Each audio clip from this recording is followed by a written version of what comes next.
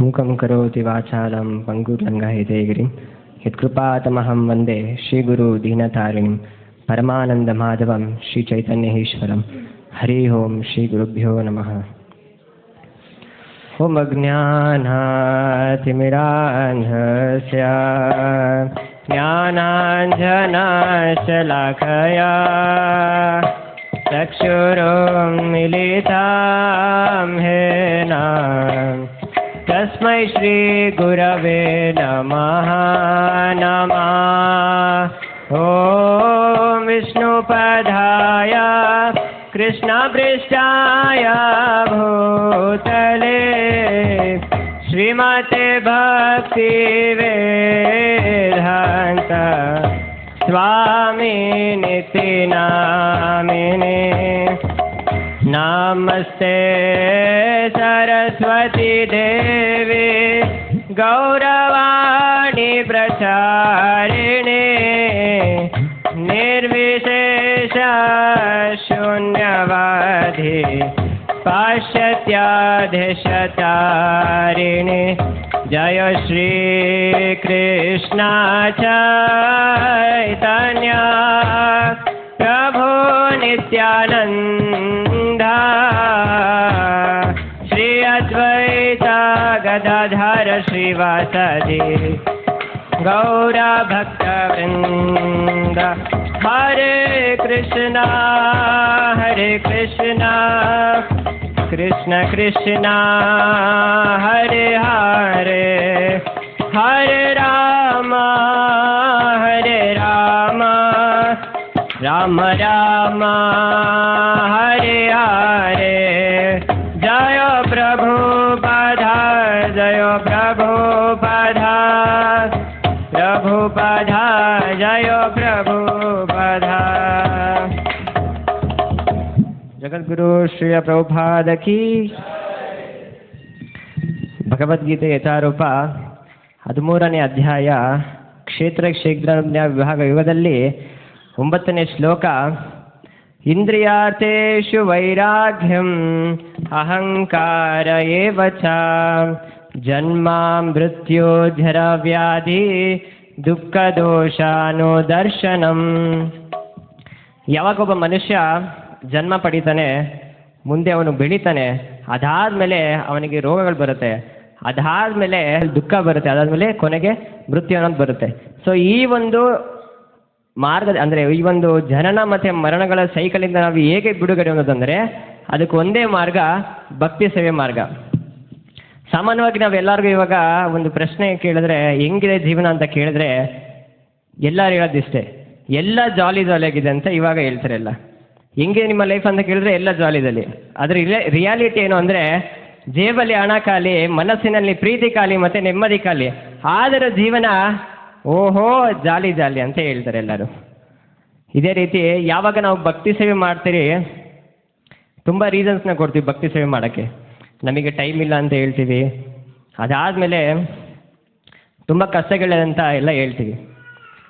ಇಬ್ಬರು ಫ್ರೆಂಡ್ಸ್ ಇರ್ತಾರೆ, ಅವರು ಬೀಚಿಗೆ ಹೋಗಿರ್ತಾರೆ ಆಟ ಆಡೋಕ್ಕೆ. ಆಗ ಒಬ್ಬ ಫ್ರೆಂಡು ಸ್ನಾನ ಮಾಡ್ಕೊಂಡು ಬರ್ತಾನೆ, ಇನ್ನೊಬ್ಬ ಫ್ರೆಂಡು ಸುಮ್ಮನೆ ಕೂತಿರ್ತಾನೆ. ಯಾಕೋ ನೀನು ಸುಮ್ಮನೆ ಕೂತಿದ್ದೆ ಅಂತ ಕೇಳಿದಾಗ ಇಲ್ಲ ಅಲೆಗಳೆಲ್ಲ ಹೋದ್ಮೇಲೆ ನಾನು ಸ್ನಾನ ಮಾಡ್ತೀನಿ ಅಂತ ಹೇಳ್ತಾರೆ. ಅಯ್ಯೋ ಪೆದ್ದ, ಸಮುದ್ರದಲ್ಲಿ ಅಲೆಗಳು ಬರೋದು ಮಾತ್ರ ಹೋಗಲ್ಲಪ್ಪ ಅಂತ ಹೇಳ್ತಾನೆ. ಅದೇ ರೀತಿ ಜೀವನದಲ್ಲಿ ಕಷ್ಟಗಳನ್ನೋದು ಬರ್ತಾನೆ ಇರ್ತಾರೆ ಅಲೆಗಳ ಥರ. ಈ ಕಷ್ಟ ಆದಮೇಲೆ ಭಕ್ತಿ ಮಾಡ್ತೀನಿ, ಈ ಕಷ್ಟ ಆದಮೇಲೆ ಭಕ್ತಿ ಮಾಡ್ತೀನಿ ಅಂತ ಹೇಳಿದ್ರೆ ಅದು ಹಂಗೆ ಹೋಗ್ತಾ ಇರುತ್ತೆ. ಮತ್ತು ವಯಸ್ಸಾದ್ಮೇಲೆ ಭಕ್ತಿ ಮಾಡಬೇಕು, ಇವಾಗೆಲ್ಲ ಭಕ್ತಿ ಮಾಡೋದಂತ ಹೇಳ್ತಾರೆ. ಆ್ಯಕ್ಚುಲಿ ವಯಸ್ಸಾದಮೇಲೆ ಭಗವದ್ಗೀತೆ ಓದೋಕ್ಕೆ ಕಣ್ಣುಗಳು ಸರಿ ಕಾಣಿಸಲ್ಲ, ಭಾಗವತ ಶ್ರವಣ ಮಾಡೋಕ್ಕೆ ಕಿವಿಗಳು ಸರಿ ಕೇಳಿಸಲ್ಲ, ಮತ್ತು ಸೇವೆ ಮಾಡೋದಕ್ಕೆ ನಮಗೆ ಶಕ್ತಿ ಇರಲ್ಲ, ಟೆಂಪಲ್ಗೆ ಬರೋಕ್ಕೆ ನಮಗೆ ಶಕ್ತಿ ಇರಲ್ಲ. ಅಂಥದ್ದು ನಾವು ಹೇಗೆ ಸೇವೆ ಮಾಡೋಕ್ಕೆ ಸಾಧ್ಯ? ಆ ಒಂದು ವಯಸ್ಸಾದ ಕಾಲದಲ್ಲಿ ಯಾರ ನಮಗೆ ಸೇವೆ ಮಾಡೋರು ಇರಬೇಕು ಒಬ್ಬರು.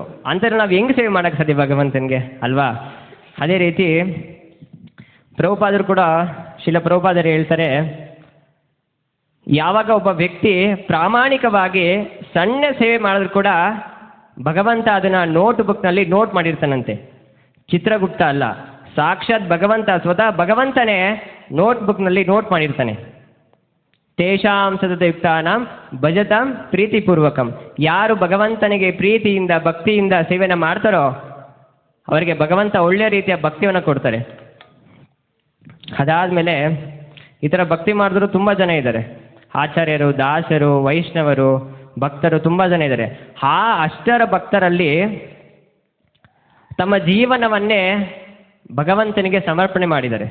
ಏನೇ ಕಷ್ಟ ಆಗಲಿ ಸುಖ ಆಗಲಿ ಎಲ್ಲದನ್ನು ಭಗವಂತನಿಗೆ ಸಮರ್ಪಣೆ ಮಾಡಿದ್ದಾರೆ. ಅವರೇ ಆಚಾರ್ಯ ಶ್ರೇಷ್ಠ ಭಕ್ತ ಭೀಷ್ಮಾಚಾರ್ಯರು. ಶಿಶಿ ಭಕ್ತ ಭೀಷ್ಮಾಚಾರ್ಯ ಕೀ.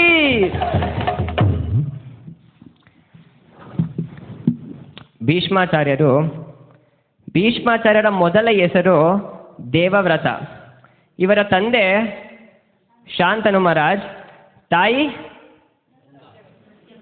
ಗಂಗಾದೇವಿ, ಸತ್ಯವತಿ ಗಂಗಾದೇವಿ ಇಬ್ಬರು ಆಗುತ್ತೆ.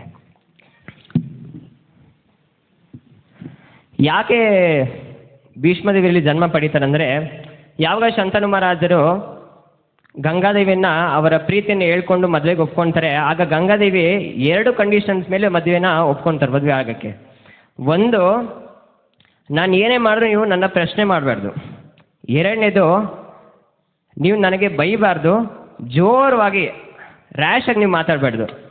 ಇದು ಬರೀ ಅವ್ರದ್ದು ಒಂದು ಜೀವನ ಅಲ್ಲ, ಇಲ್ಲಿ ಯಾರ್ಯಾರು ಇದ್ದಾರೋ ಅವರೆಲ್ಲ ಗೃಹಸ್ಥರಿರೋದು ಇದೇ ಒಂದು ಕಾರಣ ಇರುತ್ತೆ. 2 ಅದಾದಮೇಲೆ ಮದುವೆ ಆಗುತ್ತೆ. ಮದುವೆ ಆದಮೇಲೆ ಸ್ವಲ್ಪ ದಿನ ಆದಮೇಲೆ ಮಗು ಕೂಡ ಆಗುತ್ತೆ.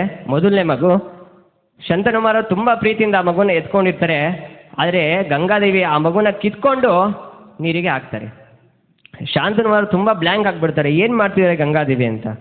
ಅದಾದಮೇಲೆ 2ನೇ ಮಗು ಹುಟ್ಟುತ್ತೆ, 3ನೇ ಮಗು, 4ನೇ ಮಗು, 5, 6, 7 ಮಕ್ಕಳನ್ನು ಕೂಡ ಗಂಗಾದೇವಿ ನೀರಿಗೆ ಹಾಕ್ತಾರೆ. ಇನ್ನೇನು 8ನೇ ಮಗು ಹುಟ್ಟುತ್ತೆ, ಅದನ್ನು ನೀರಿಗೆ ಹಾಕಬೇಕು.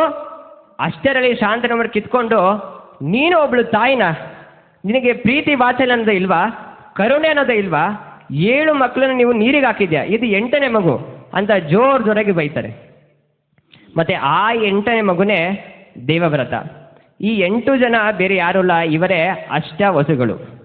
ನಾವೆಲ್ಲ ಹೇಳ್ತೀವಲ್ಲ ಅಷ್ಟವಸುಗಳಲ್ಲಿ ಒಬ್ಬರು ಭೀಷ್ಮಾಚಾರ್ಯರು ಅಂತ. ಆ ಅಷ್ಟವಸುಗಳೇ ಇಲ್ಲಿ ಜನ್ಮ ಪಡೀತಾರೆ. ಯಾಕೆ ಇವರು ಇಲ್ಲಿ ಜನ್ಮ ಪಡೀತಾರೆ ಅಂದರೆ, ಒಂದಾನೊಂದು ಕಾಲದಲ್ಲಿ ವಸಿಷ್ಠ ಮುನಿಗಳು ಕಾಮಧೇನು ಅನ್ನೋ ಒಂದು ಹಸುನ ಸಾಕೊಂಡಿರ್ತಾರೆ. ಆ ಹಸುವಿನ ಹೆಸರು ಸುರಭಿ ಅಂತ. ಆ ಹಸುವಿನ ವಿಶೇಷತೆ ಏನು ಅಂದರೆ, ಯಾರು ಹಸುವಿನ ಹಾಲನ್ನು ಕುಡಿತಾರೋ ಅವರು ಜೀವನ ಪರ್ಯಂತ ತುಂಬ ಸೌಂದರ್ಯವಾಗಿರ್ತಾರೆ, ಹೆಂಗಾಗಿರ್ತಾರೆ, ವಯಸ್ಸಾಗಲ್ಲ ಅವ್ರಿಗೆ. ಸೊ ಆ ಟೈಮಲ್ಲಿ ವಸಿಷ್ಠ ಮುನಿಗಳು ಧ್ಯಾನದಲ್ಲಿ ಮಗ್ನರಾಗಿ ಕೂತಿರ್ತಾರೆ. ಆ ಟೈಮಲ್ಲಿ ಈ 8 ಹಸುಗಳಲ್ಲಿ ಕೊನೆಯ ವಸು, 8ನೇ ವಸುವಿನ ಹೆಂಡತಿ ಆ ಹಸು ನನಗೆ ಬೇಕು ಅಂತ ಕೇಳಿದಾಗ ಎಲ್ಲ ಡಿಸ್ಕಸ್ ಮಾಡಿ ಪ್ಲ್ಯಾನ್ ಮಾಡಿ ಹಸುನ ಕದಿಯೋಕ್ಕಂತ ಬರ್ತಾರೆ, ಆ ಹಸುನ ಕರ್ಕೊಂಡು ಹೋಗಕ್ಕಂತ ಬರ್ತಾರೆ. ಆ ಸಮಯದಲ್ಲಿ ವಸಿಷ್ಠರು ಕಣ್ಣನ್ನು ಬಿಡ್ತಾರೆ.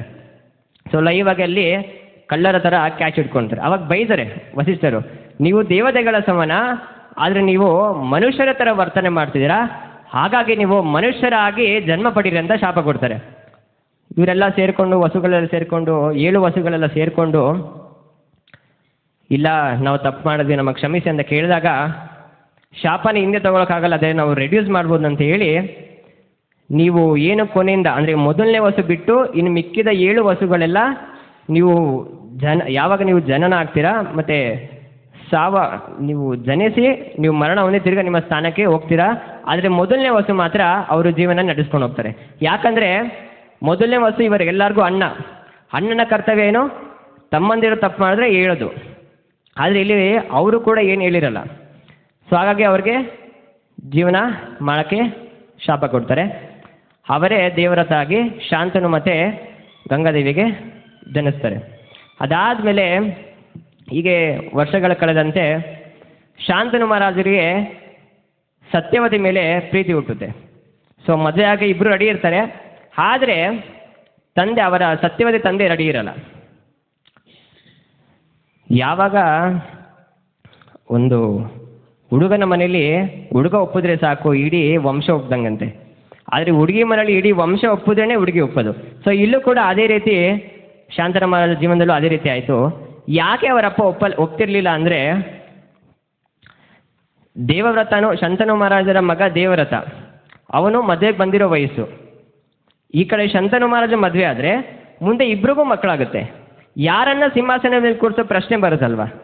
ಅಕಸ್ಮಾತ್ ನಾವು ದೇವರತನ ಮಗನನ್ನು ಕೂರಿಸಿದ್ರೆ ಸತ್ಯವತಿ ದಾಸಿ ಆಗ್ತಾರೆ. ಸೊ ಇವು ಯಾವಾಗ ಈ ಥರ ಅವರು ತಂದೆ ಹೇಳಿದಾಗ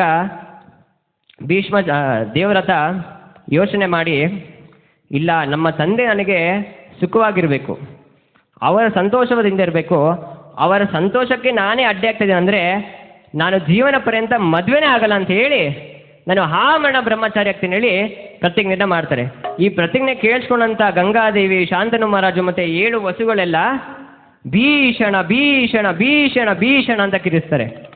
ಭೀಷಣ ಅಂದರೆ ಭಯಂಕರ ಅಂತೆ. ದೇವವ್ರತ ಭಯಂಕರವಾದ ಪ್ರತಿಜ್ಞೆಯನ್ನು ಮಾಡಿದ್ರು. ಆ ಪ್ರತಿಜ್ಞೆಗೆ ಶಾಂತನು ಮಹಾರಾಜು ವರವನ್ನು ಕೊಡ್ತಾರೆ. ಎಲ್ಲರ ಜೀವನದಲ್ಲಿ ಒಂದು ಭಯ ಇರುತ್ತೆ. ಏನು ಭಯ ಅದು? ಸಾವಿನ ಭಯ. ಯಾವಾಗ ಬರುತ್ತೋ ಸಾವು, ಯಾರಿಂದ ಬರುತ್ತೋ, ಹೆಂಗೆ ಬರುತ್ತೋ, ತುಂಬ ನಾವು ಭಯ ಪಡ್ತಾ ಇರ್ತೀವಿ. ಆದರೆ ಆ ಭಯ ದೇವರತನಿಗೆ ಬರಬಾರ್ದು ಅಂತ ಹೇಳಿ, ಸಾವು ಅನ್ನೋದು ನಿನ್ನ ಅಧೀನದಲ್ಲಿ ಇರಬೇಕಂತ ಹೇಳಿ, ನೀವು ಇಚ್ಛಾಮರಣಿ ಆಗು ಅಂತೇಳಿ ವರವನ್ನು ಕೊಡ್ತಾರೆ. ಇನ್ನೊಂದು ಕಡೆ ಯಮದೂತರು ಯಾವಾಗ ಬರ್ತಾರೋ ಅಂತ ನಾವು ಕಾಯ್ತಾ ಇರ್ತೀವಿ. ಆದರೆ ಇಲ್ಲಿ ಯಮದೂತರೇ ಭೀಷ್ಮಾಚಾರ್ಯರು ಯಾವಾಗ ದೇಹ ಬಿಡ್ತಾರೆ ಅಂತ ಕಾಯ್ತಿರ್ತಾರಂತೆ. ಈ ಥರ ಆಗುತ್ತೆ. ಇದಾದ್ಮೇಲೆ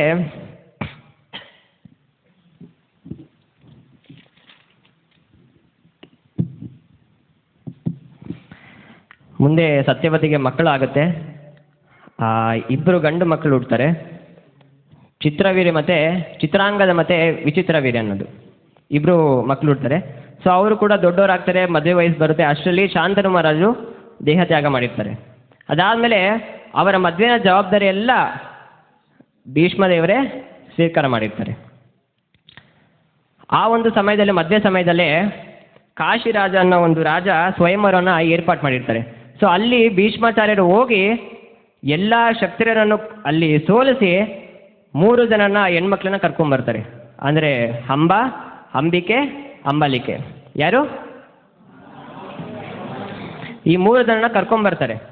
ಯಾವಾಗ ಕರ್ಕೊಂಬಂದಾಗ ಇಬ್ರಿಗೆ ಮಾತ್ರ ಮದುವೆ ಆಗೋಕ್ಕೆ ಒಪ್ಪಿಗೆ ಇರುತ್ತೆ. ಆದರೆ ಅಂಬಾಗೆ ಒಪ್ಪಿಗೆ ಇರಲ್ಲ. ಯಾಕಂದರೆ ಅವರು ಶಾಲ್ವ ಮಹಾರಾಜ ಅನ್ನೋ ರಾಜನನ್ನು ಪ್ರೀತಿ ಮಾಡ್ತಿದ್ದಾರೆ.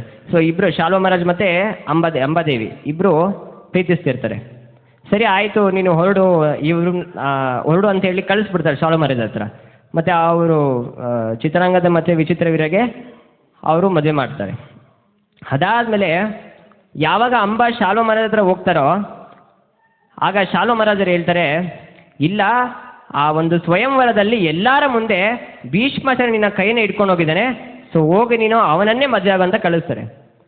ಇಲ್ಲಿ ಬಂದು ಭೀಷ್ಮಾಚಾರ್ಯರಿಗೂ ಅಂಬಾ ಹೇಳ್ತಾರೆ, ನೀ ಈ ಥರ ಮಾಡಿದ್ಯಾ, ನಾನು ಮದುವೆ ಆಗಂದಾಗ ಇಲ್ಲ ನಾನು ಮರಣ ಬ್ರಹ್ಮಚಾರಿ, ನಿನಗೆ ಹೆಂಗೆ ಮದುವೆ ಆಗಲಿ ಅಂತ ಪ್ರಶ್ನೆ ಮಾಡ್ತಾರೆ. ಸೊ ಅಂಬಾಗೆ ಭೀಷ್ಮರನ್ನು ಕೊಲ್ಲೋ ಅಷ್ಟು ಕೋಪ ಬರುತ್ತಂತೆ. ನನ್ನ ಜೀವನವನ್ನೇ ಹಾಳು ಮಾಡಿದೆ ಅಂತ ಕೊಲ್ಲೋಷ್ಟು ಕೋಪ ಬರುತ್ತೆ. ಆಗ ಅವರ ಗುರುಗಳು, ಪರಶುರಾಮರ ಗುರುಗಳ ಹತ್ರ ಹೋಗ್ತಾರೆ. ಹಂಗಾದರೂ ಭೀಷ್ಮಾಚಾರ್ಯರು ಮಾತು ಕೇಳ್ತಾರೆ ಅನ್ನೋ, ಗುರುಗಳ ಹತ್ರ ಹೋದಾಗ ಮಾತು ಕೇಳ್ತಾರೆ ಅಂತ ಹೇಳಿ ಗುರುಗಳ ಹತ್ರ ಹೋಗ್ತಾರೆ, ಹೇಳ್ತಾರೆ, ಎಲ್ಲ ಕಷ್ಟಗಳನ್ನೇ ಹೇಳ್ತಾರೆ.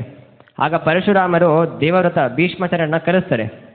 ಒಂದು, ನನ್ನ ಜೊತೆ ಯುದ್ಧ ಮಾಡು, ಇಲ್ಲ ಅಂದರೆ ಅಂಬಾನ ಮದುವೆ ಆಗು ಅಂದಾಗ ಭೀಷ್ಮಾಚಾರ್ಯರು ಹೇಳ್ತಾರೆ, ನಾನು ಯುದ್ಧ ಬೇಕಾದ್ರೆ ಮಾಡ್ತೀನಿ, ಆದರೆ ಮದುವೆ ಮಾತ್ರ ಆಗಲ್ಲ ಅಂತ. ಯುದ್ಧನೂ ಮಾಡ್ತಾರೆ, ಸಮವಾಗಿ ಗೆಲುವನ್ನ ಕಾಣ್ತಾರೆ. ಅದಾದಮೇಲೆ ಅಂಬಾದೇವಿಗೆ ಇನ್ನೂ ತುಂಬ ಬೇಜಾರಾಗಿ ಕೋಪ ಬರುತ್ತೆ, ಕೊಲ್ಲೋ ಅಷ್ಟು ಕೋಪ ಬರುತ್ತೆ ಭೀಷ್ಮಾಚಾರ್ಯನನ್ನು. ಅದಕ್ಕೆ ಪರಶುರಾಮರು ವರವನ್ನು ಕೊಡ್ತಾರೆ, ಮುಂದಿನ ಜನ್ಮದಲ್ಲಿ ಭೀಷ್ಮಾಚಾರ್ಯ ದೇಹ ತ್ಯಾಗಕ್ಕೆ ನೀನೇ ಕಾರಣನಾಗು ಅಂತ ಹೇಳಿ ವರ ಕೊಟ್ಟಾಗ ಅಂಬಾದೇವಿ ಅಗ್ನಿಗೆ ಆಹುತಿ ಆಗ್ತಾರೆ. ಆ ಒಂದು ಅಂಬಾದೇವಿನೇ ಮುಂದಿನ ಜನ್ಮದಲ್ಲಿ ದೃಪದನ ಮಗಳಾಗಿ ಶಿಖಂಡಿಯಾಗಿ ಜನ್ಮವನ್ನು ಪಡೀತಾರೆ. ಯಾರಾಗಿ? ಶಿಖಂಡಿಯಾಗಿ. ಸೊ ಇವಾಗ ಇಲ್ಲಿಂದ ನಾವು ಯುದ್ಧ ಭೂಮಿಗೆ ಜಂಪ್ ಆಗಬೇಕು. ಸೊ ಅದಕ್ಕೂ ಮುಂಚೆ ಒಂದು ಜೋರಾಗಿ ಹರೇ ಕೃಷ್ಣ ಮಂತ್ರ ಹೇಳೋಣ. ಹರೇ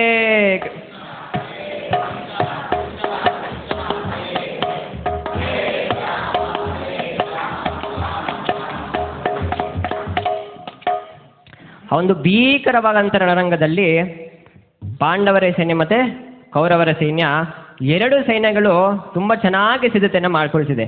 18 ದಿನಗಳು 18 ಅಕ್ಷೋಹಿಣಿ ಸೈನ್ಯಗಳ ನಡುವೆ ನಡೆಯುವ ಯುದ್ಧದಲ್ಲಿ ಆಚಾರ್ಯ ಭೀಷ್ಮರ ಎಲ್ಲರಿಗಿಂತ ಹಿರಿಯರು.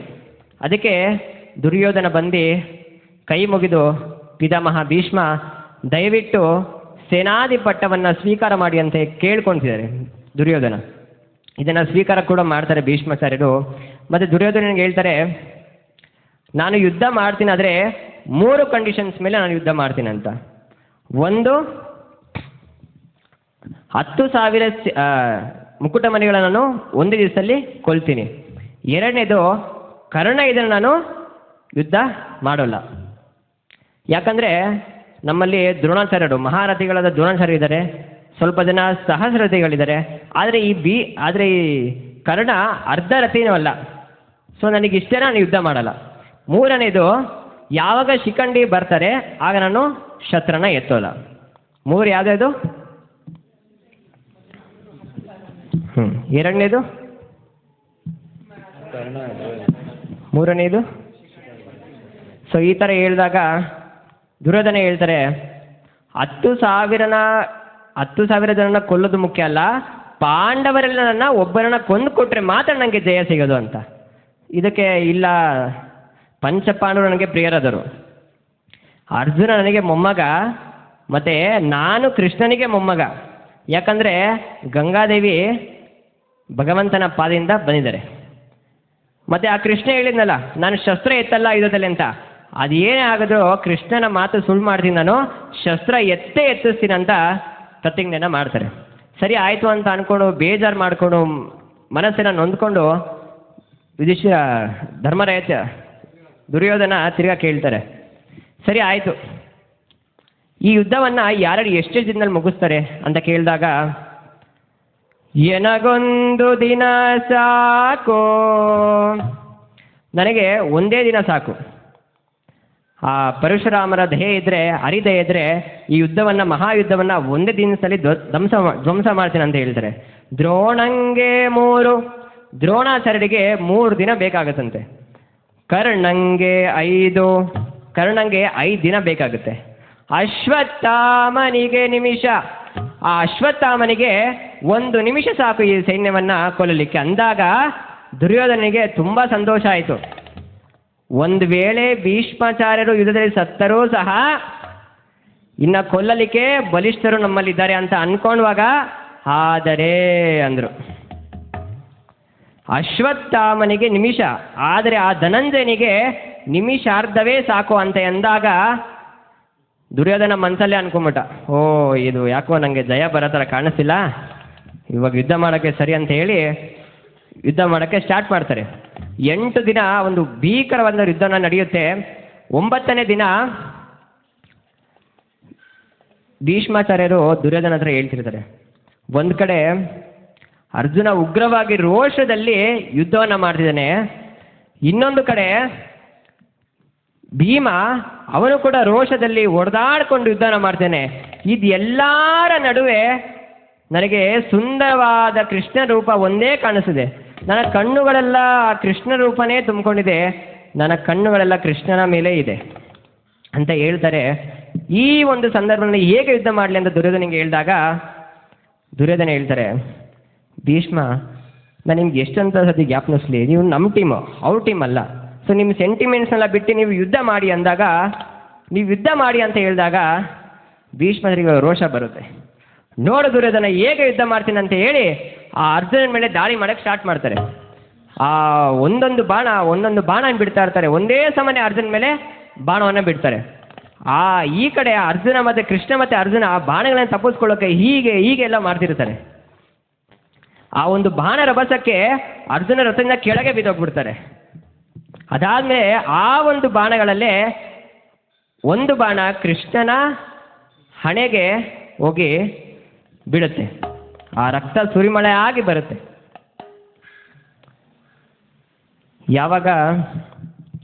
ಆವಾಗ ಕೃಷ್ಣನಿಗೆ ತುಂಬ ಕೋಪ ಬರುತ್ತೆ. ಅಂದರೆ ಕಣ್ಣುಗಳಲ್ಲಿ ತುಂಬ ಕೆಂಪಾಗಿರುತ್ತೆ, ಒಂಥರ ಫುಲ್ಲು ಜ್ವಾಲಾಮುಖಿಯಾಗಿ ಉಜ್ವಲಿಸ್ತಿರುತ್ತೆ ಆ ಕಣ್ಣುಗಳು. ನಮಗೆಲ್ಲ ಗೊತ್ತು ಯಾವ ಥರ ನರಸಿಂಹದೇವ್ ಬಂದರು. ಆ ಒಂದು ರೋಷ, ಕಣ್ಣು, ಉಗುರುಗಳು ಯಾವ ಥರ ಗರ್ಜನೆ ಇತ್ತು ನರಸಿಂಹದೇವ್. ಸತ್ಯಂ ವಿಧಾತು ನಿಜ ದೃಶ್ಯ ಭಾಷಿತಂ ವ್ಯಾಪ್ತಿಂ ಚ ಭೂತೇಷು ಅಖಿಲೇಷು ಚಾತ್ಮನಃ ಅದೃಶ್ಯತಂ ಅತ್ಯದ್ಭುತ ರೂಪಂ ಸ್ತಂಭವಂ ಸ್ತಂಭೇ ಸವಾಯಂ ನಮೃತಂ ನಮಾನುಷಂ.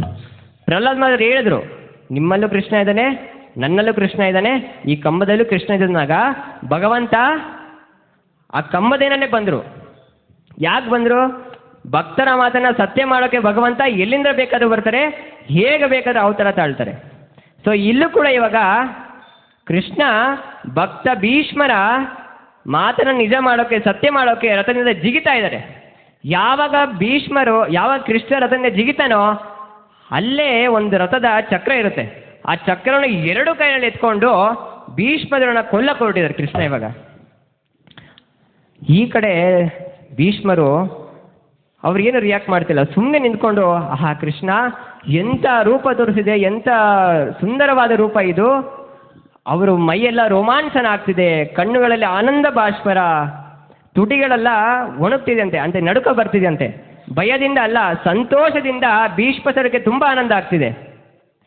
ಆ ರೂಪ ಹೆಂಗಿತ್ತು ಅಂದರೆ, ಯಾವಾಗ ಒಂದು ಚಕ್ರನ ಭಗವಂತ ಹಿಂಗೆ ಎತ್ಕೊಂಡಿರ್ತಾರೆ, ಆ ಚಕ್ರ ರಥದ ಚಕ್ರ ಥರ ಕಾಣಿಸ್ತಿರಲ್ಲ, ಸಾಕ್ಷಾತ್ ಸುದರ್ಶನ ಚಕ್ರ ಥರ ಕಾಣಿಸ್ತಿರೋದಂತೆ. ಆ ಒಂದು ಗಾಳಿಗೆ ಭಗವಂತನ ಕೂದಲು ಹಾರ್ತಿದೆ, ಮತ್ತು ಭಗವಂತನ ಮುಖ ಬೂದು ಬಣ್ಣ ಆಗಿ ಅಂತೆ. ಆ ಯುದ್ಧದಲ್ಲಿ ಧೂಳಿರ್ತಲ್ಲ, ಅದೆಲ್ಲ ಭಗವಂತನ ಮುಖ ಫುಲ್ಲು ಬೂದ ಬಣ್ಣ ಆಗಿ ಆಗಿದೆ. ಮತ್ತು ನಮಗೆಲ್ಲ ಸೆಕೆಂಡ್ ಇಯರ್ ಬಂದರೆ ಫುಲ್ಲು ಹಿಂಗೆ ಬಂದ್ಬಿಡುತ್ತೆ. ಆದರೆ ಭಗವಂತನಿಗೆ ಇಲ್ಲಿ ಡಿಸೈನ್ ಆಗಿದೆಯಂತೆ. ಮತ್ತು ಆ ಒಳೆಯುವ ಪೀತಾಂಬರ ಇರುತ್ತೆ. ಇದರಿಂದ ಈ ಒಂದು ರೂಪದಿಂದ ಭಗವಂತ ತುಂಬ ಚೆನ್ನಾಗಿ ಕಾಣಿಸಿದಾರಂತೆ. ಭೀಷ್ಮಾಚಾರ್ಯರಿಗೆ ತುಂಬ ಆನಂದವಾಗ್ತಿದೆ. ಬಾ ಕೃಷ್ಣ ಬಾ, ನನ್ನ ಕೊಲ್ಲು ಬಾ ಅಂತ ಭೀಷ್ಮಾಚಾರ್ಯರು ಕರೀತಿದ್ದಾರೆ. ಈ ಕಡೆ ಅರ್ಜುನ, ಈ ಕಡೆ ಒಂದು ಕಡೆ ಅರ್ಜುನ ಎರಡು ಕಾರಣ ಇಟ್ಕೊಂಡು ಬೇಡ ಕೃಷ್ಣ ಬೇಡ ಕೃಷ್ಣ ಅಂತಿದ್ರು. ಕೃಷ್ಣ ಬಿಡ್ತಾ ಇಲ್ಲ, ಕೃಷ್ಣ ಹೋಗ್ತಾನೆ ಇದ್ದಾರೆ ತಳ್ಕೊಂಡು ಅರ್ಜುನನ್ನ. ಅದಾದಮೇಲೆ ಕೃಷ್ಣ ಶಾಂತರಾಗ್ತಾರೆ. ಅದಾದಮೇಲೆ ಸೂರ್ಯಾಸ್ತ ಕೂಡ ಆಗುತ್ತೆ. ಮಾರದಿನ ಹತ್ತನೆಯ ದಿನ ಇನ್ನೇನು ಭೀಷ್ಮಾಚಾರ್ಯ ಇದಕ್ಕೆ ಐಡಿಯಾಸನ್ನು ಕೊಟ್ಟಿರ್ತಾರೆ. ನನಗೆ ಕೊಲ್ಬೇಕಂದ್ರೆ ನೀವು ಶಿಖಂಡಿಯ ತಂದು ನಿಲ್ಲಿಸಿ ಅಂತ ಭೀಷ್ಮಾಚಾರ್ಯರೇ ಐಡಿಯಾನ ಕೊಟ್ಟಿರ್ತಾರೆ. ಸೊ 10ನೇ ದಿನ ಶಿಖಂಡಿ ಬರ್ತಾರೆ. ಶಿಖಂಡಿ ಬಂದು ನಿಂತಾಗ ಶಸ್ತ್ರವನ್ನು ಕೆಳಗಡೆ ಇಡ್ತಾರೆ ಭೀಷ್ಮಾಚಾರ್ಯರು. ಅದಾದಮೇಲೆ ಅರ್ಜುನ ಹಿಂದೆ ನಿಂತ್ಕೊಂಡು ಇವಾಗ ಯುದ್ಧ ಮಾಡೋಕ್ಕೆ ಸಿದ್ಧರಾಗಿದ್ದಾರೆ. ಅರ್ಜುನ ತೆಗೆದುಕೊಂಡಿದ್ದು ಒಂದು ಬಾಣ, ಸೆಳೆದಾಗ 100 ಬಾಣ, ಬಿಟ್ಟಾಗ 1000 ಬಾಣ. ಭೀಷ್ಮಾಚಾರ್ಯ ಹತ್ರ ಹೋಗಿ ತಲುಪುವಾಗ ಲಕ್ಷ ಬಾಣಗಳು ತಲುಪಂತೆ. ಆ ಒಂದೊಂದು ಬಾಣಗಳು ಭೀಷ್ಮಾಚಾರ್ಯರಿಗೆ ಬಿದ್ದಾಗ ಭೀಷ್ಮಾಚಾರ್ಯರು ವಿಷ್ಣು ಸಹಸ್ರನಾಮಗಳನ್ನ ಹೇಳ್ತಾರೆ. ಓಂ ವಿಶ್ವಂ ವಿಷ್ಣು ವಷಟ್ಕಾರೋ ಭೂತ ಭವ್ಯ ಭವತ್ಪ್ರಭು ಭೂತಕೃದ್ಭೂತ ಕೃದ್ಭಾವೋ ಭೂತಾತ್ಮ ಭೂತ ಭಾವನಃ ಭೂತಾತ್ಮ ಪರಮಾತ್ಮ ಚ ಮುಕ್ತಾನಾಂ ಪರಮಾಗತಿಃ ಅವಯ್ಯಃ ಪುರುಷಃ ಸಾಕ್ಷಿ ಕ್ಷೇತ್ರಜ್ಞೋ ಅಕ್ಷರ ಏವ ಚ ಯೋಗ ಯೋಗವಿದಾನೇತ ಪ್ರಧಾನ ಪುರುಷೇಶ್ವರಃ ನಾರಸಿಂಹ ವಪು ಶ್ರೀಮಾನ್ ಕೇಶವ ಪುರುಷೋತ್ತಮಃ ಶಂಖಭ್ರೂನಂದಕಿ ಚಕ್ರಿ ಶಾಂಖಧನ್ವಾ ಗದಾಧರಃ ರತಂಗಪಾಣಿರಕ್ಷೋಭ್ಯ ಸರ್ವಪ್ರಹರಣಾಯುಧಃ ಸರ್ವಪ್ರಹರಣಾಯುಧ ಓಂ ನಮ ಇತಿ ವನಮಾಲಿ ಗದಿ ಶಾಂಕಿ ಶಂಕಿ ಚಕ್ರಿ ಚನಂದಕಿ ಶ್ರೀಮನ್ನಾರಾಯಣೋ ವಿಷ್ಣುರ್ ವಾಸುದೇವೋ ಅಭಿರಕ್ಷತು ಶ್ರೀಮನ್ನಾರಾಯಣೋ ವಿಷ್ಣುರ್ ವಾಸುದೇವೋ ಅಭಿರಕ್ಷತು ಶ್ರೀಮನ್ನಾರಾಯಣೋ ವಿಷ್ಣುರ್ ವಾಸುದೇವೋ ಅಭಿರಕ್ಷತು. ಹೀಗೆ ವಿಷ್ಣು ಸಹಸ್ರನಾಮನ ಹೇಳ್ತಾ ಒಂದೊಂದು ಬಾಣ ಹೋಗ್ಬೇಕಾದ್ರೂ ಭಗವಂತನ ಸಹಸ್ರನಾಮನ ಹೇಳ್ತಾ ಭೀಷ್ಮಾಚಾರ್ಯರು ಅಂದರೆ ನೆಲದ ಮೇಲೆ ಭೂಮಿ ಮೇಲೆ ಅವರ ದೇಹ ತಾಗಲ್ಲ, ಬಾಣಗಳಿಂದನೇ ಅವರು ಬಾಣಗಳ ಮೇಲೆ ಮಲ್ಕೊಂಡಿರ್ತಾರೆ. ಅದಾದಮೇಲೆ ಎಲ್ಲ ಕೌರವರೆಲ್ಲ ಬರ್ತಾರೆ, ದುರ್ಯೋಧನ ದುಶಾಸನ ಎಲ್ಲ ಬಂದು ಕಣ್ಣೀರಾಗ್ತಾರೆ. ಮತ್ತು ಅದೇ ರೀತಿ ಭೀಷ್ಮರು ಕೂಡ ಅವರಿಗೆ ಬುದ್ಧಿವಾದನೆ ಹೇಳಿ ಹೇಳ್ತಾರೆ, ಬುದ್ಧಿವಾದಗಳನ್ನ ಹೇಳ್ತಾರೆ. ಅದಾದಮೇಲೆ ತಿರ್ಗಾ ಯುದ್ಧ ಮಾಡಕ್ಕೆ ಹೋಗ್ತಾರೆ. ಇವಾಗ ಭೀಷ್ಮಾಚಾರ್ಯರು ಅಲ್ಲಿ ಏಕಾಂಗಿಯಾಗಿ ಭಗವಂತ ನಿರೀಕ್ಷೆ ಮಾಡ್ತಾ ಇರ್ತಾರೆ. ಮನದಲ್ಲಿ ಭಗವಂತನ ನೆನೆಸ್ಕೊಂಡು ನಿರೀಕ್ಷೆ ಮಾಡ್ತಾ ಇರ್ತಾರೆ. ಯಾವಾಗ ನಿರೀಕ್ಷೆ ಮಾಡ್ತಾ ಮಾಡ್ತಾ ತದಾ ತೇ ಭ್ರಾತರಃ ಸರ್ವೇ ಸದೈಶ್ವೈ ಸ್ವರ್ಣಭೂಷಿತೈ ಅನ್ವಗಚ್ಚನ್ ರಥೈರ್ವಿಪ್ಪ ವ್ಯಾಸಧೌಮ್ಯಾದ್ಯಸ್ತತಃ ಭಗವಾನಪಿ ವಿಪ್ರೇರ್ಷೆ ರಥೇನ ಸದನಂಜಯ ಸತೈರ್ವರೋಚಿತ ನೃಪಃ ಕುಬೇರ ಹಿ ಅಗುಹ್ಯತೈ. ಆ ಒಂದು ನಿರೀಕ್ಷೆ ಮಾಡೋ ಸಮಯದಲ್ಲಿ ಅವರ ಸೋದರರು ಅಂದರೆ ಅವರ ಅಣ್ಣ ತಮ್ಮಂದಿರಿರ್ತಾರಲ್ಲ, ವಸುಗಳು, ಅವರೆಲ್ಲ ಬರ್ತಾರೆ. ಅವರು ಹೇಗೆ ಬರ್ತಾರೆ ಅಂದರೆ ಸ್ವರ್ಣಭೂಷಿತರಾಗಿ ರಥನ ಹೇರ್ಕೊಂಡು ಬರ್ತಾರೆ. ಅವರ ಜೊತೆ ಘನ ವಿದ್ವಾಂಸರು, ಋಷಿಗಳು ಎಲ್ಲರೂ ಬರ್ತಾರೆ. ಇವರ ಜೊತೆಗೆ ಕೃಷ್ಣನು ಕೂಡ ಅರ್ಜುನನೊಡನೆ ರಥರೂಢನಾಗಿ ಬರ್ತಾರೆ. ಪಾಂಡವರು ಸಹ ಬರ್ತಾರೆ. ಯುಧಿಷ್ಠಿರನ ಮಹಾರಾಜರು ಕುಬೇರ ಥರ ಉಜ್ವಲಿಸ್ತಿರ್ತಾರಂತೆ. ಯಾವಾಗ ಇವರೆಲ್ಲ ಬರ್ತಾರೆ, ಭೀಷ್ಮಾಚಾರ್ಯರಿಗೆ ಸಾಷ್ಟಾಂಗ ನಮಸ್ಕಾರವನ್ನು ಮಾಡ್ತಾರೆ. ಭೀಷ್ಮಾಚಾರ್ಯರು ಕೃಷ್ಣನ ಮನದಲ್ಲಿ ನೆನೆಸ್ಕೊಂಡು ನಿರೀಕ್ಷೆ ಮಾಡ್ತಿರ್ತಾರೆ. ಯಾವಾಗ ಮನದಲ್ಲಿ ನೆನೆಸ್ಕೊಂಡ ಕೃಷ್ಣ ಕಣ್ಮುಂದೆ ಬಂದಾಗ ದಣಿಯ ನೋಡಿದ್ದೇನೋ ವೆಂಕಟನ, ಧನಿಯ ನೋಡಿದ್ದೇನೋ ವೆಂಕಟನ, ಧನಿಯ ನೋಡಿದ್ದೇನೋ ವೆಂಕಟನ, ಮನದಣಿಯ ನೋಡಿದೇನೋ ಮನದಣಿಯ ನೋಡಿದೇನೋ ಶ್ರೀಕಾಮಣಿ ತಿರುಮಲನ, ದಣಿಯ ನೋಡಿದೇನೋ ವೆಂಕಟನ, ಧನಿಯ ನೋಡಿದೇನೋ ವೆಂಕಟನ.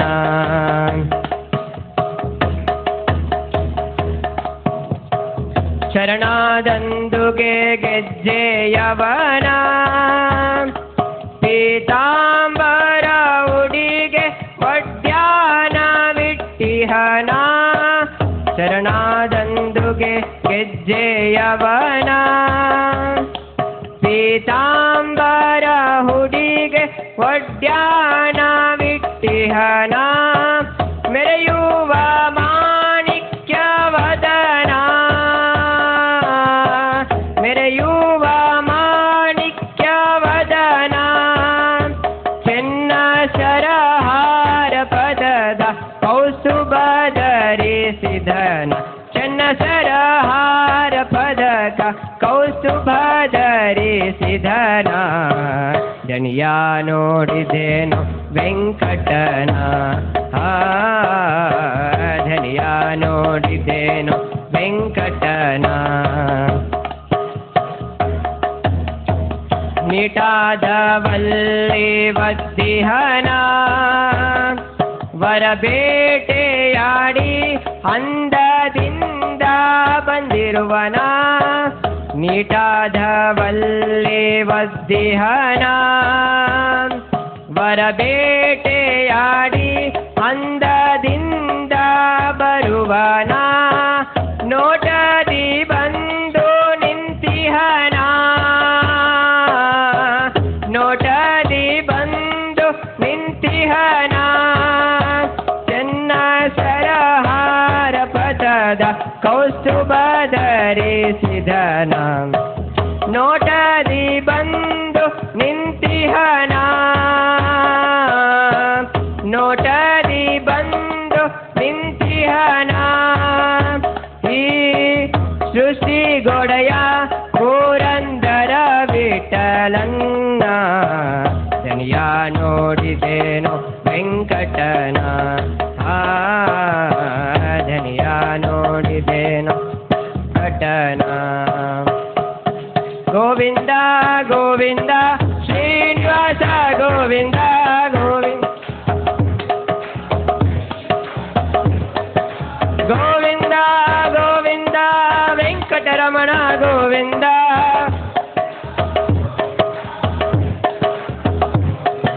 ಶ್ರೀನಿವಾಸ ಗೋವಿಂದ, ಶ್ರೀನಿವಾಸ ಗೋವಿಂದ, ಗೋವಿಂದ ಗೋವಿಂದ ವೆಂಕಟರಮಣ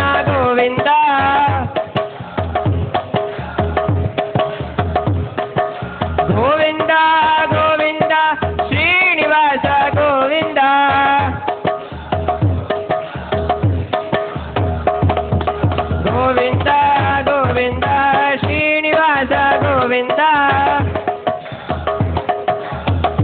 ಶ್ರೀನಿವಾಸ ಗೋವಿಂದ ಹರೇ ಶ್ರೀನಿವಾಸ ನೋಟದಿ ಬಂದು ನಿಂತಿಹನ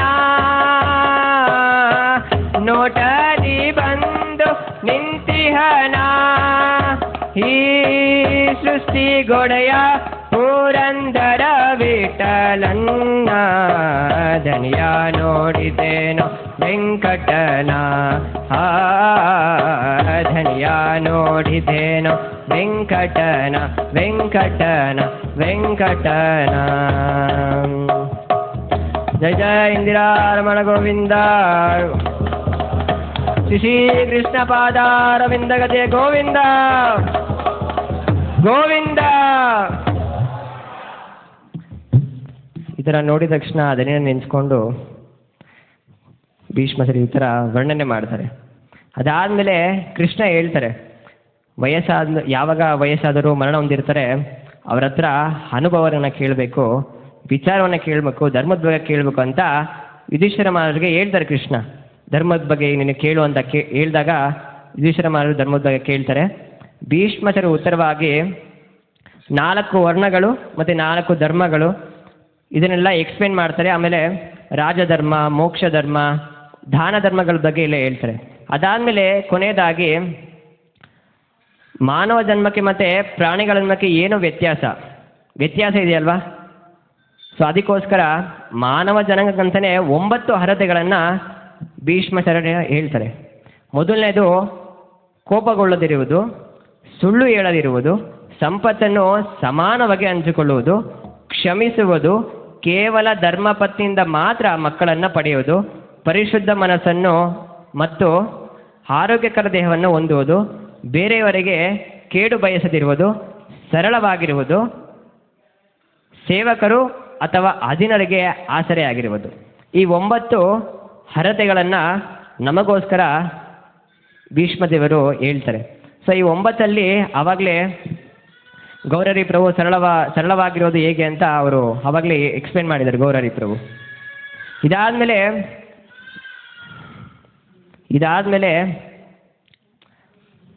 ಧರ್ಮರಾಯ ಹೇಳ್ತಾರೆ, ಪಿತಾಮಹ ಈ ಒಂದು ಧರ್ಮದ ಬಗ್ಗೆ ನನಗೆ ಅರಿವಿದೆ, ಆದರೆ ನಾನು ಕೇಳಿದ ಈ ಧರ್ಮವಲ್ಲ. ಕೋ ಧರ್ಮ ಸರ್ವಧರ್ಮಾಣ ಮಹತಃ ಭವತಃ ಪರಮೋ ಮತಃ ಕಿಂ ಜಪನ್ನುಚ್ಯತೆ ಜಂತುರ್ ಜನ್ಮ ಸಂಸಾರ ಬಂಧನಾದ್. ಕೋ ಧರ್ಮ, ಯಾವ ಧರ್ಮದಿಂದ ನಾವು ಈ ಒಂದು ಜನ್ಮ ಸಂಸಾರದಿಂದ ಬಿಡುಗಡೆ ಹೊಂದಕ್ಕೆ ಸಾಧ್ಯ, ಮತ್ತು ಆ ಬಿಡುಗಡೆ ಹೊಂದಕ್ಕೆ ಯಾರನ್ನು ಆಶ್ರಯಿಸಬೇಕು ಅಂತ ಕೇಳಿದಾಗ ಭೀಷ್ಮಾಚಾರ್ಯ ಹೇಳ್ತಾರೆ, ಜಗತ್ಪ್ರಭು ದೇವದೇವಂ ಅನಂತಂ ಪುರುಷೋತ್ತಮಂ ಸ್ತುವನ್ನಾಮ ಸಹಸ್ರೇಣ ಪುರುಷಃ ಸತತೋ ಇತಃ. ಜಗತ್ಪ್ರಭು ದೇವದೇವಂ, ಈ ಜಗತ್ತಿಗೆ ಒಡೆಯಾರು ಭಗವಂತ, ದೇವೋತ್ತಮ ಪರಮಪುರುಷ ಶ್ರೀಕೃಷ್ಣ. ನಾವು ಅವನನ್ನು ಸ್ತುತಿ ಮಾಡಬೇಕು, ಅವನ ಆಶ್ರಯಿಸಬೇಕು. ನನಗೆ ನನ್ನ ತಂದೆ ತಾಯಿನೇ ಆಶ್ರಯಿಸಿದರೆ ನಾನು ಆಶ್ರಯಿಸಿದ್ದೀನಿ. ಅದೇ ರೀತಿ ಅನಂತ ಜನ್ಮಗಳಿಂದ, ಅನಂತ ಬ್ರಹ್ಮಾಂಡಗಳು, ಅನಂತ ಜನ್ಮಗಳಿಂದ ಭಗವಂತನನ್ನು ರಕ್ಷಣೆ ಮಾಡ್ತಿದ್ದೇನೆ. ನಮ್ಮ ಮೂಲ ತಂದೆ ಯಾರು? ಕೃಷ್ಣ. ಅವನನ್ನು ನಾವು ಆಶ್ರಯಿಸ್ಬೇಕಂತ ಹೇಳ್ತಾರೆ. ಇದಾದಮೇಲೆ ಹೀಗೆ ಹೇಳ್ತಾ ಅವರು ಸ್ತುತಿ ಮಾಡೋಕ್ಕೆ, ಈ ಒಂದು ಧರ್ಮದೆಲ್ಲ ಬಿಟ್ಟು ಇವಾಗ ಭಗವಂತನ ಸ್ತುತಿ ಮಾಡೋಕ್ಕೆ ಪ್ರಾರಂಭ ಮಾಡ್ತಾರೆ.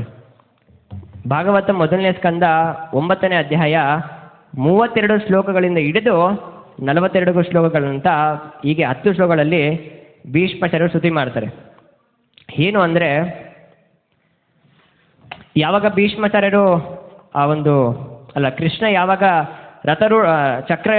ಚಕ್ರಾಗಿ ಹಿಡ್ಕೊಂಡಿರ್ತಾರಲ್ಲ, ಚಕ್ರ ಹಿಡ್ಕೊಂಡು ಭೀಷ್ಮಾಚಾರ್ಯ ಕೊಲ್ಲಕ್ಕೆ ಬರ್ತಾರಲ್ಲ, ಆ ಒಂದು ರೂಪ, ಆ ಚಕ್ರ ಹಿಡ್ಕೊಂಡಿರೋ ರೂಪ ಅದೆಲ್ಲ ನೆನೆಸ್ಕೊಂಡು ಅವರು ಸ್ತುತಿ ಮಾಡೋಕ್ಕೆ ಸ್ಟಾರ್ಟ್ ಮಾಡ್ತಾರೆ. ಮತ್ತು ಯಾವಾಗ ಭೀಷ್ಮಾಚಾರ್ಯರು ಮನದಲ್ಲಿ ನೆನೆಸ್ಕೊಂಡು ನಿರೀಕ್ಷೆ ಮಾಡ್ತಿರ್ತಾರಲ್ಲ, ಅದ್ರ ಬಗ್ಗೆನೂ ಸ್ತುತಿ ಮಾಡ್ತಾರೆ ಭೀಷ್ಮಾಚಾರ್ಯರು. ಯಾವಾಗ ಅವರು ಯಾವಾಗ ಕೃಷ್ಣ ಭೀಷ್ಮಾಚಾರ್ಯರು ಕಣ್ಮುಂದೆ ಬರ್ತಾರೆ, ಆವಾಗ ಭೀಷ್ಮಾಚಾರ್ಯರು ಅವರ ಪಾದಕಮಲಗಳು ಹಾಕಿರೋ ಗೆಜ್ಜೆಗಳು, ಆ ಗೆಜ್ಜೆಯನಾದ ಭಗವಂತನ ಪಳಪಳ ಹೊಳೆಯುವಂಥ ಪೀತಾಂಬರಿ ಧೌತಿ, ಅದಾದಮೇಲೆ ಭಗವಂತ ಹಾಕಿರೋ ಒಂದು ಚದರಾಗಿರ್ಬೋದು, ಭಗವಂತನ ಸರಮಾಲೆಗಳು, ಆಭರಣಗಳು, ಭಗವಂತನ ಬಳೆಗಳು, ಭಗವಂತನ ಓಲೆಗಳು, ಭಗವಂತನ ಕೂದಲು, ಭಗವಂತನ ಕಿರೀಟ, ಭಗವಂತನ ನವಿಲುಗಿರಿ, ಭಗವಂತನ ಶಂಖ ಚಕ್ರ, ಭಗವಂತನ ನಾಮ, ಭಗವಂತನ ಕಣ್ಣುಗಳು, ಭಗವಂತನ ಮರಳು ಮಾಡೋ ಸುಂದರವಾದ ಮರಳು ಮಾಡೋ ನಗು, ಇದೆಲ್ಲವನ್ನು ತುಂಬ ಚೆನ್ನಾಗಿ ಅವರು ವರ್ಣನೆ ಮಾಡ್ತಾರೆ. ಎಷ್ಟು ಚೆನ್ನಾಗಿದೆ ಅಲ್ಲ ಕೃಷ್ಣ ಈ ಥರ ವರ್ಣನೆ ಮಾಡ್ತಿರ್ಬೇಕಾದ್ರೆ. ಈ ಥರ ಸ್ತುತಿ ಮಾಡ್ತಾ ಅವರು ಬೇಡ್ಕೊಳ್ತಾರೆ ಕೃಷ್ಣನ. ಏಕಾಗ್ರ ಚಿತ್ತರಾಗಿ ಭೀಷ್ಮರು ಬೇಡ್ಕೊಳ್ತಾರೆ, ಏ ಕೃಷ್ಣ, ಮರಣ ಕಾಲದಲ್ಲಿ ನಿನ್ನ ಚರಣ ಕಮಲವನ್ನು ಆಶ್ರಯ ಮಾಡೋಕ್ಕೆ ನನಗೆ ಅವಕಾಶ ಕೊಡು ಅಂತ ಹೇಳ್ತಾರೆ. ಈಶ ನಿನ್ನ ಚರಣ ಭಜನೆ ಆಶೆಯಿಂದ ಮಾಡುವೆನು, ದೋಷ ರಾಶಿ ನಾಶ ಮಾಡು ಶ್ರೀಶ ಕೇಶವ, ಶರಣು ಒಕ್ಕೆನಯ್ಯ ಎನ್ನ ಮರಣ ಸಮಯದಲ್ಲಿ ನಿನ್ನ ಚರಣ ಸ್ಮರಣೆ ಕರುಣಿಸಯ್ಯ ನಾರಾಯಣ. ಶೋಧಿಸೆನ್ನ ಭವದ ಕಲುಷ ಬೋಧಿಸಯ್ಯ ಜ್ಞಾನ ಬೆನಗೆ ಬಾಧಿಸುವ ಯಮನ ಬಾಧೆ ಬಿಡಿಸು ಮಾಧವ.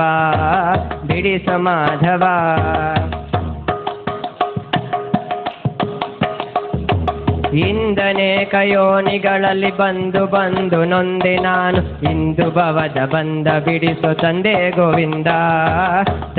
ಗೋವಿಂದನೇ. ಮರೆತು ಬಿಡುವೆ ನಿನ್ನ ನಾಮ ಬರೆದು ಹೋದಿ ಕೇಳುವರೆಗೆ, ಕರೆದು ಮುಕ್ತಿ ಕೊಡುವ ನೆಲೆ ಆದಿಕೇಶವ.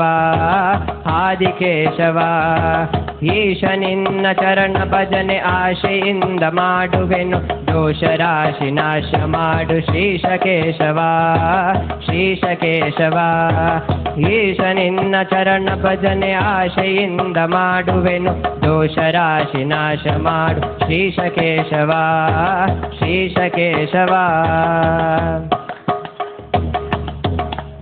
ಈ ಥರ ಭೀಷ್ಮದರು ಸ್ತುತಿ ಮಾಡ್ತಾ ಅವರು ಕೊನೆಯದಾಗಿ ಭಗವಂತನಲ್ಲಿ ತಮ್ಮ ಎಲ್ಲ ಇಂದ್ರಿಯಗಳನ್ನು ಸಂಪೂರ್ಣವಾಗಿ ಇದು ಮಾಡ್ತಾರೆ. ಅದಾದಮೇಲೆ ಕೊನೆಯದಾಗಿ ಅವರು 5 ದಿನ ಉಪವಾಸ ಕೂಡ ಮಾಡ್ತಾರೆ. ಸ್ತುತಿ ಮಾಡೋದ್ರಲ್ಲಿ ಭೀಷ್ಮರು 5 ದಿನ ಉಪವಾಸನೂ ಕೂಡ ಮಾಡ್ತಾರೆ. ಅದಾದಮೇಲೆ ಭೀಷ್ಮಾಚಾರ್ಯರು ಮಾತಾಡೋದನ್ನು ನಿಲ್ಲಿಸ್ತಾರೆ, ಉಸಿರಾಟ ಕೂಡ ನಿಲ್ಲುತ್ತೆ. ಸೊ ಹೀಗೆ ಒಬ್ಬ ಶ್ರೇಷ್ಠ ಭಕ್ತರು ತಮ್ಮ ಮರಣ ಕಾಲದಲ್ಲಿ ಏನೇನು ಮಾಡ್ತಾರೆ ಮತ್ತು ಅವರು ಯಾವ ಥರ ದೇಹ ತ್ಯಾಗ ಮಾಡ್ತಾರೆ ಅನ್ನೋಕ್ಕೆ ಭೀಷ್ಮಾಚಾರ್ಯರ ಒಂದು ಜೀವನ ಚರಿತ್ರೆ ನಾವು ಇವತ್ತು ನೋಡಿದ್ವಿ. ಅದೇ ರೀತಿ ಬರೀ ಭೀಷ್ಮಾಚಾರ್ಯರಲ್ಲ, ಪ್ರಭುಪಾದರು ಕೂಡ ಇದೇ ರೀತಿ ದೇಹ ತ್ಯಾಗ ಮಾಡಿದ್ದಾರೆ. ಭೀಷ್ಮಾಚಾರ್ಯರು ಆ ಒಂದು ಶರಾಶನಲ್ಲಿ ಮಲ್ಕೊಂಡು ಧರ್ಮದ ಬಗ್ಗೆ ಹೇಳ್ತಿರು ಕ್ಷತ್ರಿಗಳಿಗೆ. ಇಲ್ಲಿ ಪ್ರಭುಪಾದರು ವೃಂದಾವನ ಬೆಡ್ ಮೇಲೆ ಮಲ್ಕೊಂಡು ಕೃಷ್ಣ ತತ್ವನ ಎಲ್ಲ ವೈಷ್ಣವರಿಗೆ ಹೇಳ್ತಿದ್ದಾರೆ ಮತ್ತು ರೆಕಾರ್ಡ್ ಕೂಡ ಮಾಡ್ತಾರೆ. ಆ ಒಂದು ಪ್ರಭುಪಾದರು ಅಲ್ಲಿ ಮರಣ ಕಾಲದಲ್ಲಿ ಹೇಳಿರೋ ಮಾತುಗಳೇ ನಾವಿವತ್ತು ಬುಕ್ಸ್ ಆಗಿ ಇಲ್ಲಿ ನೋಡ್ತಾ ಇದ್ದೀವಿ. ಅಂಥ ಮಾತುಗಳೇ ಇವತ್ತು ನಾವು ಬುಕ್ಸ್ ಆಗಿ ಓದ್ತಾ ಇದ್ದೀವಿ. ಆದರೂ ನಮಗೆ ಸ್ವಲ್ಪ ಸೀರಿಯಸ್ನೆಸ್ ಅನ್ನೋದಿಲ್ಲ. ಯಾವಾಗಲೂ ರಾಮಕನ್ಯ ಪ್ರಭು ಯಾವಾಗಲೂ ಒಂದು ಮಾತು ಹೇಳ್ತಿರ್ತಾರೆ, ನಮಗೆ ಒಂದು ಹರೇ ಕೃಷ್ಣ ಮಹಾಮಂತ್ರ ಬುಕ್ಸ್ ಎಲ್ಲ ನಮಗೆ ತುಂಬ ಈಸಿಯಾಗಿ ಸಿಗ್ತಿದೆ, ಅದಕ್ಕೆ ನಮಗೆ ಅದರ ಮೇಲೆ ಆಸಕ್ತಿ ಬರ್ತಿಲ್ಲ ಅಂತ. ಅದು ನಿಜವಾಗ್ಲೂ ನಿಜಾನೇ. ಸೊ ಹೀಗೆ ಭೀಷ್ಮರು ತನ್ನ ಜೀವನ ತ್ಯಾಗ ಮಾಡ್ತಾರೆ. ಅದಾದಮೇಲೆ ಶ್ರೀಲ ಪ್ರಭುಪಾದರು ಕೊನೆಯದಾಗಿ ಹೇಳ್ತಾರೆ, ಭಜನಕರ ಸಾಧನಕರ ಮೂರ್ತ ಜಾನ್ಲೆ ಓಹೆ ಅಂತ ಹೇಳ್ತಾರೆ. ಅಂದರೆ ನಮ್ಮ ಮರಣ ಕಾಲದಲ್ಲಿ ಸ್ವತಃ ಭಗವಂತ ನಮ್ಮನಿಗೆ ಪರೀಕ್ಷೆ ಮಾಡ್ತಾರಂತೆ. ನನ್ನ ನಾಮ ಇವನಿಗೆ ಜ್ಞಾಪನ ಬರುತ್ತೋ ಇಲ್ವಂತ ಸ್ವತಃ ಮರಣ ಕಾಲದಲ್ಲಿ ಪರೀಕ್ಷೆ ಮಾಡ್ತಾರೆ. ಯಾಕಂದರೆ ಮರಣ ಕಾಲದಲ್ಲಿ ನಮ್ಮ ದೇಹ ಎಲ್ಲ ಅಸ್ತವ್ಯಸ್ತ ಆಗಿರುತ್ತೆ. ನಮ್ಮ ದೇಹದಲ್ಲಿ ನಮಗೆ ಕಂಟ್ರೋಲ್ ಇರಲ್ಲ. ಅಂದಮೇಲೆ ಭಗವಂತ ನಮ್ಮನಿಗೆ ಹೇಗೆ ಮಾಡೋದು ಸಾಧ್ಯ? ಹೇಗೆ ಸಾಧ್ಯ ಅಂದರೆ, ಯಾವಾಗ ನಾವು ನಿತ್ಯ ಭಗವಂತನ ನಾಮ ಸ್ಮರಣೆ ಮಾಡ್ತೀವಿ, ಜಪ ಮಾಡ್ತೀವಿ, ಭಗವಂತನ ಸೇವೆಯಲ್ಲಿ ನಿರತರಾಗಿ ನಾವು ತೊಡಗಿರ್ತೀವೋ ಜೀವನ ಪರ್ಯಂತ, ಆ ಪ್ರಾಕ್ಟೀಸ್ ಎಲ್ಲ ಅಲ್ಲಿ ನಮಗೆ ಯೂಸ್ ಆಗುತ್ತೆ. ಸೊ ಈ ಥರ ಪ್ರಭುಪಾದರು ಹೇಳ್ತಾರೆ. ಸೊ ಆ ಒಂದು ಮಂತ್ರ ಯಾವುದು ಬೇರೆ ಅಲ್ಲ, ಅದೇ ಹರೇ ಕೃಷ್ಣ ಮಹಾಮಂತ್ರ. ಹರೇ ಕೃಷ್ಣ ಕೃಷ್ಣ ಕೃಷ್ಣ ಹರೇ ಹರೇ, ಹರೇ ರಾಮ ರಾಮ ರಾಮ ಹರೇ ಹರೇ. ಹರೇ ಕೃಷ್ಣ.